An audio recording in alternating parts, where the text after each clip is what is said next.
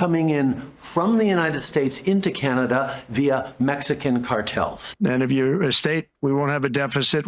We've got a problem here in Canada. Welcome back to Moose on Loose. My name's David, and today's top stories here. We got Donald Trump basically threatening Canada's financial security. They want to produce their own oil and gas. He wants to decimate Canada's economy, the auto industry, all of our industries. Let's jump into this. Donald Trump has gone an absolute whirlwind in the last couple of days here, ever since he's back into the Oval Office. One of the things he's done is withdrawn America from the Paris Climate Accord, as well as the WHO. Should Canada do the same? Jumping over to Donald Trump, so he's over at the WF today, and he has dropped this bomb on Canada. This first clip here, he's outlining what he's planning for America. Foreign aid freeze, and I created the new Department of Government Efficiency.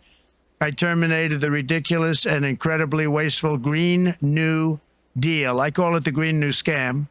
Withdrew from the one-sided Paris Climate Accord and ended the insane and costly electric vehicle mandate. We're going to let people buy the car they want to buy. This is interesting because he's got Elon Musk, who's now part of that new efficiency department, who owns Tesla, which is the best-selling car in the world, I believe, and obviously the best-selling EV in the world. But this is how it should be. Let people choose EVs if they want them. If they don't work for their climate, they don't work for them, maybe there's not enough charging stations, let people choose. Why do we have Justin Trudeau and all his cronies forcing us to buy EVs, so investing all this money in Lion Electric, Stellantis, all these big plants, these big programs, and having them all go out of business? Where are they shuffling money over to their buddies to enrich their own pockets? We see that with Telesat Lightspeed. I declared a national energy emergency, and it's so important. National energy emergency to unlock the liquid gold under our feet and pave the way for rapid approvals of new energy infrastructure. The United States has the largest amount of oil and gas of any country on earth, and we're going to use it. Not only will this reduce the cost of virtually all goods and services, it'll make the United States a manufacturing superpower and the world capital of artificial intelligence and crypto. So he really wants to go full bore, as he said, crypto, artificial intelligence. He's dropping regulations on everything. He wants to drop the capital gains tax below 21%. He wants to bring in investment. He wants to siphon Canadian businesses from Canada to America, essentially. As he said, he's going to crush us with economic force. It seems that's what he's planning on doing here. Is he going to crush us to a point where they can just come over and claim us, or we'll beg to be annexed, or I don't know what the situation is here, but it doesn't look good. As next clip here, he goes on to specifically talk about Canada. One thing we're going to be demanding is we're going to be demanding respect from other nations. Canada, we have a tremendous deficit with Canada. We're not going to have that anymore. We can't do it. I don't know if it's good for them. As you probably know, I say you can always become a state. And if you're a state, we won't have a deficit. We won't have to tariff you, et cetera, et cetera. But Canada has been very tough to deal with over the years. And it's not fair that we should have a $200 billion or $250 billion deficit. We don't need them to make our cars, and they make a lot of them. We don't need their lumber because we have our own forests, et cetera, et cetera. We don't need their oil and gas. We have more than anybody. So some of that information obviously is not true. We have more forests than them. We do make car parts that they use. They could displace that industry and make them all in America. That is for sure. They do need our oil too. Let's just call it as it is. This has put us in a bad situation because we've had a whole bunch of projects come up that Justin Trudeau has absolutely squashed. He brought in that bill C-69, which banned pipelines. Meanwhile, you got Trump here wanting to fast track all sorts of projects, not just green projects like solar, wind. He doesn't care. Anything that generates electricity, but also coal, natural gas, LNG. As he says, drill, baby, drill. So if they get off of our oil, this is going to devastate us. This is going to destroy our economy, short term and long term. Is this his way of forcing us to join America? You can only look at this as what it is. It's like he's set to destroy us, and either we get on board or we get run over. Our economy is like 2 trillion versus theirs is 27 trillion last year. It's 10x. America's economy is 10x. We can't do anything to stop this aside from either join them, pivot very quickly, or get run over. We would have been able to pivot quickly if Justin Trudeau didn't completely hamstring our entire economy. He's been putting in all these woke agendas, has broken us, and now we are so weak. I don't know if we'll be able to get out of this. Almost 80% of our manufacturing exports are consumed by the US. They can be manufactured there and create American jobs. The big manufacturers aren't going to stick around and export to Europe. Going to be a very painful year in Canada, I think. Well, we'll know on February 1st if it's a bluff. Wouldn't hurt to us to address organized crime, smuggling, illegal immigration, though. Even though this doesn't stop the tariffs, it would be good for our country. Why is the US becoming our enemy? Meanwhile, the whole time we've got Justin Trudeau and the Liberals doing their Liberal leadership race, which is going to absolutely destroy this country.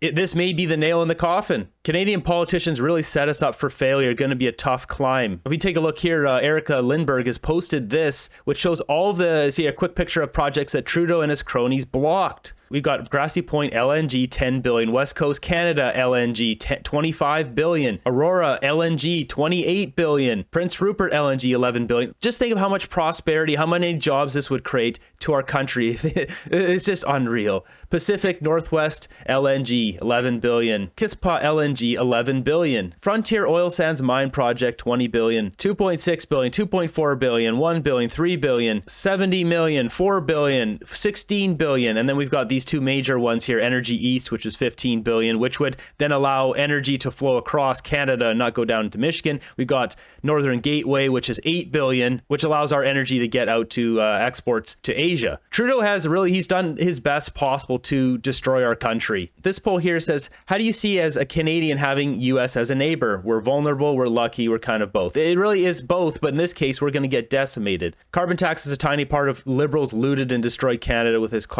climate hoax, funneled hundreds of billions into insiders over boondoggles with no ROI, like the battery plants and windmills. We're talking Lion Electric, Stellantis, all of those. Destroyed growth and revenue for Canada in myriads of ways.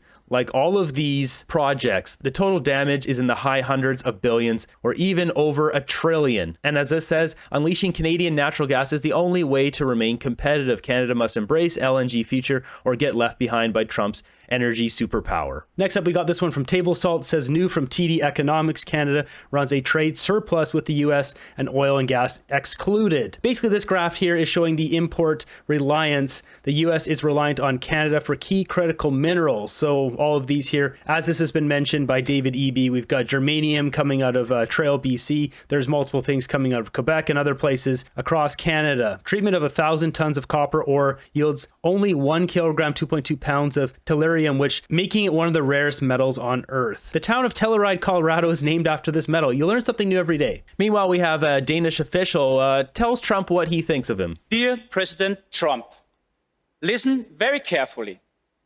Greenland have been part of the Danish kingdom for 800 years. It's an integrated part of our country. It is not for sale. Let me put it in words you might understand. Mr. Trump, f off. Wow. Maybe the people actually living there should be the ones to decide. I mean, in general, the people of Greenland want to be independent, but they don't have the financial means to do so. The country just doesn't make enough money. Meanwhile, we've got Captain Schmuck running his mouth again, being the most useless person in Canadian history. Donald Trump has announced that he wants a golden age for the American economy. That means they're going to need more energy, more minerals, more steel and aluminum, more lumber, more concrete, more of the things that Canada is already sending them as a reliable and trustworthy partner. If he does move forward on tariffs on Canada, as he has said, whether it be back on January 20th or on February 1st, February 15th as a Valentine's Day present, or on April 1st, Dude, just stop with the stupid comments as a Valentine's Day present. Like, stop mocking the guy. Stop insulting the guy. He's going to just obliterate us, and it's all going to be your fault. So whenever he says he's going to do it, as he keeps repeating, two things will happen. One, Canada will have a strong, robust response, because we don't want this, but we will respond if necessary. We don't want this. You quite literally just said like 2 or 3 weeks ago that the wrong party won, that the first woman prime minister should have been the one that won down there. It's democracy. America voted. This guy does nothing to help us. He absolutely despises his own country. It's quite obvious. His plan from the World Economic Forum from Klaus Schwab was to destroy Canada. Congratulations, you succeeded. And two, prices for American consumers on just about everything will go up. And We don't think he wants that. So we're going to be there. He has talked about the border as being a great preoccupation for him. We have highlighted that less than 1% of illegal drugs coming into the United States, less than 1% of migrants going into the United States come from Canada. But we're still investing over $1 billion in strength. Those numbers, though, if you look at it, I broke it down maybe 2 or 3 weeks ago. Mexico has way higher numbers, but the quality of bad guys coming from Canada it was like 10 times higher. We're talking very bad dudes coming from Canada. There's way more. That's the problem. Our borders. And as an illustration of what we've been saying all along, Toronto Police and the Border Services Agency just seized about 835 kilograms of coke coming in from the United States into Canada via Mexican cartels. So we have challenges at our border on both sides of the border, and we are there to work constructively with them on those issues. Yeah, he's just trying to poke the bear here again, enacting Klaus Schwab's plan, WF, whoever. Maybe it's just his own stupidity. It's hard to know at this point. Really, the only few things we have over America is, well, they need our oil and our critical minerals, despite what Trump wants to say in the numbers he throws out. It's a $250 billion surplus, he said. Well, that's because they buy so much of our oil and then sell it and make lots of money. If they bought less oil, then they wouldn't have that surplus. He knows this, though, but is this a negotiating tactic, or is he just going to completely steamroll our country? I guess we'll find out here. One thing to note, though, as I mentioned in a previous video, he can go full bore here. He doesn't have any restrictions on what to do because he doesn't have to win another election. He can't. You know, he's already in his second term. So take a look at his body language here and just in what he's saying and how he's saying it. This isn't directed at Canada, but this is talking about his enemies with all the lawsuits and stuff he went through. I went through 4 years of hell by this scum that we had to deal with. I went through 4 years of hell. I spent millions of dollars in legal fees, and I won, but I did it the hard way.